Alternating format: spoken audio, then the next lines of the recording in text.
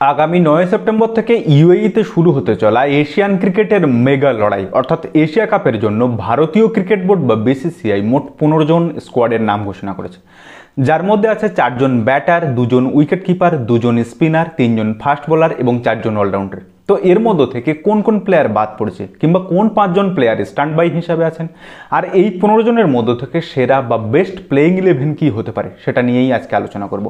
নমস্কার, আমি প্রদীপ, অনুভবের সফর চ্যানেলে আরও একটা ক্রিকেটের ভিডিওতে আপনাদের সকলকে স্বাগত। আর যারা এখনও আমাদের চ্যানেলে নতুন তারা অবশ্যই চ্যানেলটি সাবস্ক্রাইব করে আমাদের পাশে থাকবেন। চলুন তাহলে দেরি না করে শুরু করা যাক। ভারতীয় ক্রিকেট বোর্ড বা বিসিসিআই যে 15 জনের স্কোয়াড ঘোষণা করেছে তার মধ্য থেকে 4 জন ব্যাটার হলেন অধিনায়ক সূর্যকুমার যাদব, তিলক বর্মা, রিঙ্কু সিং এবং ইংল্যান্ডের মাটিতে যে অধিনায়কোচিত ইনিংস খেলে এসেছেন টেন্ডুলকার অ্যান্ডারসন ট্রফিতে সেই ভারতীয় ক্রিকেটের প্রিন্স শুভমন গিল হলেন এই এশিয়া কাপ দলের ভাইস ক্যাপ্টেন। এখন শুভমন গিলকে ভাইস ক্যাপ্টেন করার মধ্য দিয়ে বিসিসিআই কি বোঝাতে চাইলো, আমার যেটা ব্যক্তিগতভাবে মনে হচ্ছে সেটা হচ্ছে যে বিসিসিআই হয়তো 3 ফরম্যাটে 3 ক্যাপ্টেনের নীতিতে বিশ্বাসী নয়। তারা 3টি ফরম্যাট অর্থাৎ টেস্ট, ওয়ানডে এবং টি-20 3টি ফরম্যাটেই একটা ক্যাপ্টেন করতে চায়, আর সেক্ষেত্রে শুভমন গিল হলো তাদের কাছে প্রথম চয়েস। তো সেক্ষেত্রে হয়তো শুভমন গিলকে ভাইস ক্যাপ্টেনের পদে নিয়ে এসে সেই বার্তা তারা দিতে চাইলেন। এরপর আছে উইকেট কিপার হিসাবে প্রথম চয়েস সঞ্জু স্যামসন, যিনি অটোমেটিক চয়েস ওপেন করতে পারেন, এবং ব্যাকআপ ওপেনার হিসেবে এসেছেন জিতেশ শর্মা। কেএল রাহুলের উপরে যিনি চলে এসেছেন তার কারণ হচ্ছে আরসিবির হয়ে ট্রফি জেতাটা এই ক্ষেত্রে জিতেশ শর্মাকে হয়তো রিওয়ার্ড দিল। স্পিনার হিসেবে আছে 2 জন, যেটা আমি আগের ভিডিওতে বলেছিলাম যে কুলদীপ যাদব এবং বরুণ চক্রবর্তী। এই 2 জনের মধ্যে হয় 2 জনই খেলবেন, নতুবা যে কোনো একজন খেলতে পারেন। ফাস্ট বোলিংয়ে একেবারে চমক নেই বললেই চলে, কারণ যেহেতু মোহাম্মদ সিরাজকে রেস্ট দেওয়া হয়েছে, জসপ্রীত বুমরা অলরেডি চলে এসেছেন, তিনি খেলবেন। দ্বিতীয় বোলার হিসাবে অর্শদীপ সিং অটোমেটিক চয়েস হয়ে যাবেন দলের, এবং 3 নম্বর পেসার হিসাবে যাদের মধ্যে লড়াই হচ্ছিল প্রসিদ্ধ কৃষ্ণা এবং হর্ষিত রানার মধ্যে। তবে এক্ষেত্রে হর্ষিত রানাকে সুযোগ দেওয়া হচ্ছে প্রসিদ্ধ কৃষ্ণার পরিবর্তে। আমার এই ক্ষেত্রে মনে হয়েছে যে হর্ষিত রানাকে হয়তো রিওয়ার্ড দেওয়া হলো চ্যাম্পিয়ন্স ট্রফিতে ওরকম দুরন্ত পারফরমেন্স করার জন্য। এবার আসি অলরাউন্ডারের ক্ষেত্রে। অলরাউন্ডারের প্রথম যে 3টে নাম আছে অক্ষর প্যাটেল, অভিষেক শর্মা এবং হার্দিক পান্ডিয়া, এই তিনজন তো অ্যাজ ইউজুয়াল চয়েস, এবং এই 3 জন যে ভারতীয় দলের প্রথম একাদশে অলরেডি খেলবেন এ বিষয়ে কোনো সন্দেহ থাকার কথা নেই। লাস্টে যে নামটা আছে শিবম দুবে, তার ক্ষেত্রে কিন্তু সন্দেহ আছে, তিনি কোনো ম্যাচে খেলবেন, তিনি কোনো ম্যাচে খেলবেন না। তো এটা হচ্ছে এই টোটাল 15 জনের স্কোয়াড। এই 15 জনের স্কোয়াড থেকে যে সমস্ত প্লেয়ারগুলো বাদ পড়ছে তার মধ্যে কিন্তু বেশ কিছু ইন্টারেস্টিং নাম আছে। কেএল রাহুল, শ্রেয়স আয়ার, ওয়াশিংটন সুন্দর, যশস্বী জয়সওয়াল, সাই সুদর্শনের মতো প্লেয়ার যারা দুরন্ত পারফরমেন্স করেছে কিন্তু আইপিএলে। তবে আমার সবচেয়ে শকিং যে নিউজটা লেগেছে সেটা হচ্ছে এই 2টো প্লেয়ারের না থাকা। এক হচ্ছে ওয়াশিংটন সুন্দর আর 2 হচ্ছে শ্রেয়স আয়ার। আর এই শ্রেয়স আয়ারের কথা আমি কি বলবো, বারবার ছেলেটা রান করছে কিন্তু বারবার তাকে ব্রাত্য রাখা হচ্ছে। শ্রেয়স আয়ারের বাদ দেওয়া প্রসঙ্গে আমাদের জাতীয় নির্বাচক কি বলেছে জানেন, যে শ্রেয়স আয়ারকে কার বদলে সুযোগ দেবো বলুন তো। এটা শ্রেয়স আয়ারেরও দোষ নয়, আমাদেরও দোষ নয়, জাস্ট একবার ইমাজিন করুন। তো শ্রেয়স আয়ারের ক্ষেত্রে বলি 2025-এ তিনি 17টা ম্যাচ খেলেছেন আইপিএলে, যেখানে 50 গড়ে 604 রান, যার মধ্যে 6টা হাফ সেঞ্চুরি করেছেন। এছাড়া তিনি তো 3টে দলের হয়ে আইপিএল ফাইনালও খেলেছেন। সেটা আগের ভিডিওতে বলেছি, আপনারা সকলেই জানেন যে কলকাতাকে নিয়ে গিয়ে কাপ পেয়েছে, এর আগে দিল্লি এবং এবার হচ্ছে পাঞ্জাবকে নিয়ে গেছিল কিন্তু আরসিবির কাছে হেরে যায়।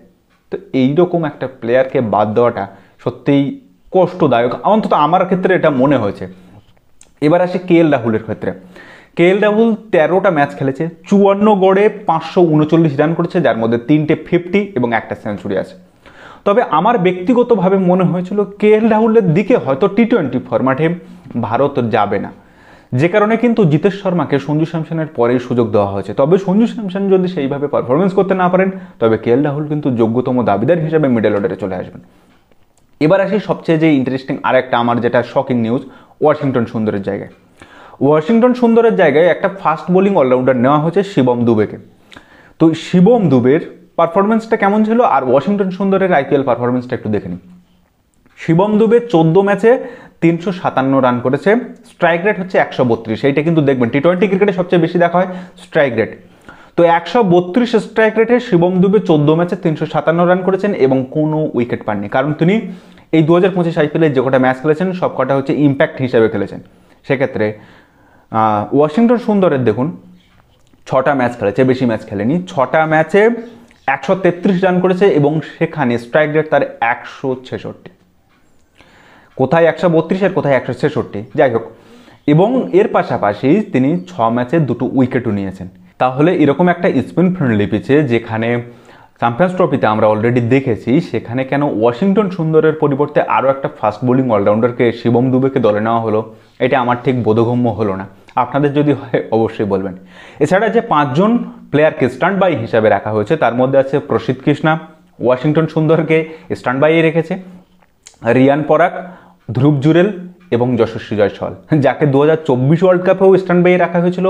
এখন এই 2026 ওয়ার্ল্ড কাপেও 2 বছর পরে এসেও তাকে কিন্তু আবার স্ট্যান্ড বাইয়ে রাখা হলো। যশস্বী জয়সওয়ালের সুযোগ হয়তো প্রাপ্য ছিল আমার মতে।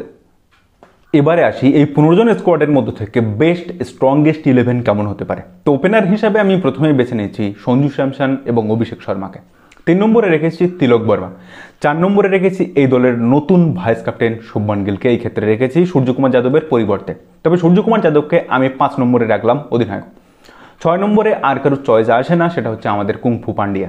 7 নম্বরে আমি রেখেছি অক্ষর প্যাটেলকে। আর 8 নম্বরে এই জায়গাটা ভীষণ কনফিউজিং আমার মনে হচ্ছে, কারণ এখানে শিবম দুবেও খেলতে পারে, কুলদীপ যাদবও খেলতে পারে, আবার রিঙ্কু সিংও খেলতে পারে।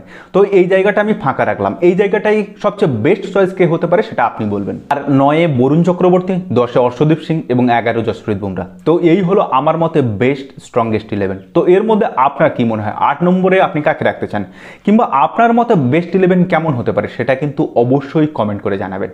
তো যাই হোক, আজকের ভিডিও এখানে শেষ করছি।